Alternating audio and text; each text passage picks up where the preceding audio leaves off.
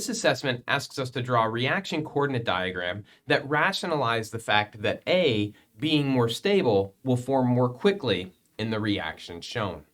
Regardless of what the mechanism is here, we can draw the reaction coordinate diagram to illustrate this.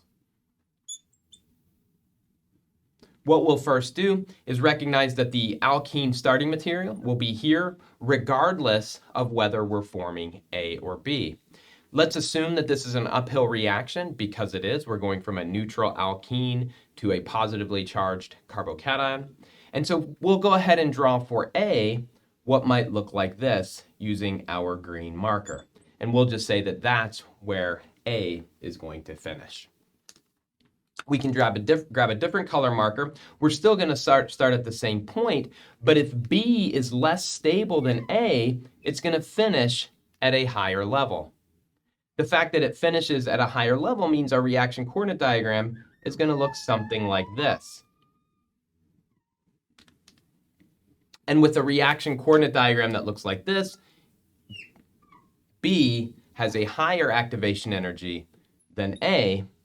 And with a higher activation energy, we know that it's going to be slower. So the faster reaction is going to make the more stable carbocation.